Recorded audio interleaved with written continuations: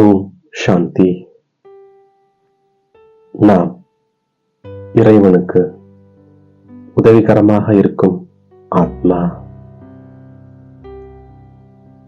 நாம் திட சங்கல்பதாரி ஆத்மா. நாம் நம்முடைய அதிர்வலைகளை விஸ்வத்தில் பரப்புகின்ற ஆத்மா. நாம் இறைவனின் உதவிகரமாய் சேவை செய்யக்கூடிய உண்மையான மீட்பு படையை சேர்ந்தவர்கள்.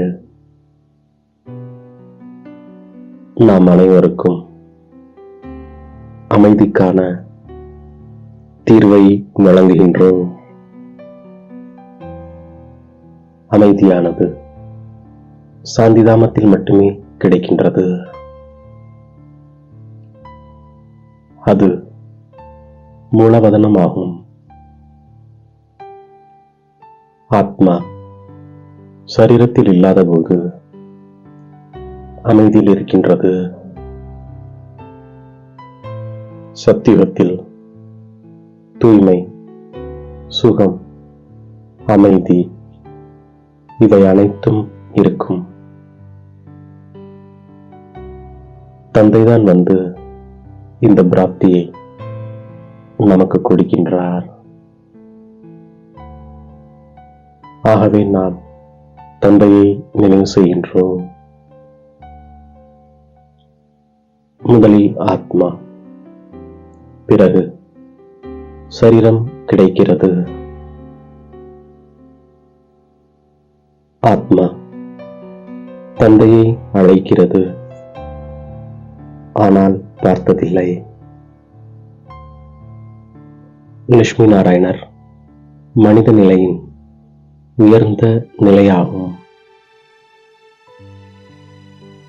இந்த லட்சுமி நாராயணரும் படிப்பின் மூலமாகவே இவ்வாறாக ஆகின்றார்கள். இவ்வாறு ஆவதற்கான புத்தகம் கீதையாகும். ஞானம் ஒளியாகும். இப்பொழுது ஒளியை ஏற்றுபவர் தந்தையாவார். ஞானம் பகலாகும். பக்தி என்பது இரவாகும். பகவான் தான் அனைவருக்கும் தந்தையாக, அனைவருக்கும் சத்கதி கொடுப்பவராகவும், அனைவருக்கும் படிப்பினை தருபவராகவும் இருக்கின்றார். அவர் அனைவரையும் முக்தி தாமத்திற்கு அழைத்துச் செல்கின்றார். நாம் இந்த கல்வியை கற்று நம்முடைய சிம்மாசனத்தில் அமர்கின்றோம். மற்ற அனைவரும் முக்தி தாமத்திற்கு சென்று விடுவார்கள்.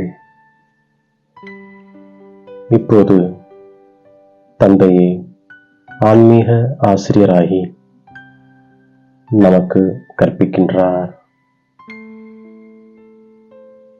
நாம் நன்றாக படித்து முடித்துவிட்டால் பிறகு அவர் நம்மை அவரோடு அழைத்து செல்கின்றார். ஆகவே நாம் நல்ல முறையில் தந்தையை நினைவு செய்கின்றோம். மற்றவர்களுக்கும் கல்வியை கொடுக்கின்றோம். நாம் தந்தைக்கு அவசியம் உதவியாளராக ஆகின்றோம். இது பஞ்ச தத்துவத்தால் ஆன சரீரமாக இருக்கின்றது. இந்த கண்களால் எதை பார்த்தாலும் தந்தையை மட்டும் நினைவு செய்கின்றோம். ஆத்மாவிற்கு இப்பொழுது ஞானம் கிடைத்திருக்கிறது. இப்பொழுது நாம் வீட்டிற்கு செல்ல வேண்டும். பிறகு நாம் வைகுண்டத்திற்கு வருவோம். திவ்யமான பார்வையால் நமது வீடு மற்றும் சொர்க்கத்தை பார்க்கின்றோம். நாம் இப்போது தந்தை மற்றும் விஷ்ணுபுரியை நினைவு செய்கின்றோம். நாம் இப்பொழுது சொர்க்கத்திற்கு செல்ல வேண்டும். இதுதான் நம்முடைய லட்சியமாகும். நாம் முதலில் சூத்திர குலத்தில் இருந்தோம். இப்பொழுது பிராமண குலத்தில் இருக்கின்றோம். நமக்கு கற்பிப்பவர் ஞானக்கடலாக இருக்கின்றார். அவரே பதித்த பாவனராக அனைவருக்கும் சத்கதி தரக்கூடிய வள்ளலாக இருக்கின்றார். நாம் தேவி தேவதைகளாக ஆன பிறகு இந்த ஞானம் இருக்காது. நாம் இப்போது வெளிச்சத்தில் இருக்கின்றோம். இப்பொழுது நாம் அனைவரும் பற்றுதலை வெல்கின்றோம்.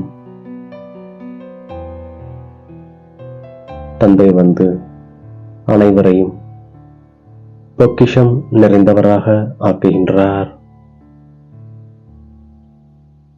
அனைத்து சண்டை சச்சரவுகளையும் நீக்குகின்றார். நமக்கு தந்தை அனைத்து நெறிமுறைகளையும் கற்றுத்தருகின்றார். நாம் உலகிற்கு எஜமானராக ஆகப் போகிறோம் என்ற அளவற்ற மகிழ்ச்சியில் இருக்கின்றோம். பாரதம் முழு உலகிற்கும் எஜமானராக இருந்தது. பூஜிக்க தகுந்தவராக பூஜாரியாக பகவான் ஆவதில்லை.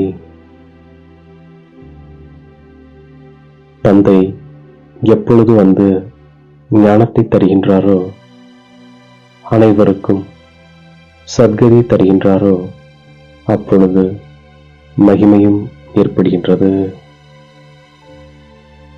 சிவத்தந்தை பிரம்மா மூலமாக தேவதை தர்மம் மற்றும் புதிய உலகத்தை உருவாக்குகின்றார். சங்கரின் மூலமாக பழைய உலகின் அழிவு, பிறகு விஷ்ணு மூலமாக புது உலகின் பரிபாலனை செய்ய வைக்கின்றார். சத்திய தந்தை மூலமாக நாம் நரனிலிருந்து நாராயணராக ஆகின்றோம். தந்தைதான் வந்து நம்மை சொர்க்கத்திற்கு எஜமானராக ஆக்குகின்றார். எவ்வித சூழ்நிலை வேண்டுமானாலும் வரட்டும், மாயாவினுடைய மகாவீர் ரூபம் முன்னால் வரட்டும், ஆனால் நாம் தாரணைகளை விடாமல் இருக்கின்றோம். சங்கல்பத்தின் மூலம் தியாகம் செய்யப்பட்ட பயனற்ற பொருட்களை சங்கல்பத்திலும் கூட நாம் ஸ்வீகாரம் செய்யாமல் இருக்கின்றோம். சதா நம்முடைய சிரேஷ்ட ஸ்வமானம், சிரேஷ்ட நினைவு மற்றும் சிரேஷ்டமான வாழ்க்கையினுடைய சக்திசாலி சுரூபத்தின் மூலம் சிரேஷ்ட நடிகராகி சிரேஷ்டத்தன்மையின் விளையாட்டை விளையாடிக் கொண்டிருக்கின்றோம். பஞ்ச தத்துவங்களால் ஆக்கப்பட்ட இந்த சரீரத்தை பார்த்தாலும் நாம் தந்தையை மட்டும் நினைவு செய்கின்றோம். எந்த தேகதாரியின் மீதும் பற்றுதல் வைக்காமல் இருக்கின்றோம். எந்தவித பாவமும் செய்யாமல் இருக்கின்றோம். இந்த உருவாக்கப்பட்ட நாடகத்தில் ஒவ்வொரு ஆத்மாவின் பங்கும் துவக்கமும் முடிவில்லாமல் இருக்கிறது. ஆத்மா ஒரு சரீரத்தை விட்டு இன்னொரு சரீரத்தை எடுக்கிறது. எனவே சரீரத்தை விடுவதில் கவலை கொள்ளாமல் நாம் இருக்கின்றோம். நாம் பற்றுதலை வெல்கின்றோம். சம்பூர்ண பலியாகுதல் மூலம் பரிவர்த்தனை விழாவை கொண்டாடக்கூடிய திட சங்கல்பதாரி ஆத்மா நாம். உண்மையான வைரமாகி நம்முடைய அதிர்வலைகளின் ஜொலிப்பை விஸ்வத்தில் பரப்புகின்ற ஆத்மா நாம். நம்மை தேடி கண்டெடுத்த இனிமேலும் இனிமையான தாயும் தந்தையுமாகிய பாப் தாதாவிற்கு கோடான கோடி நமஸ்காரங்கள். ஓம் சாந்தி.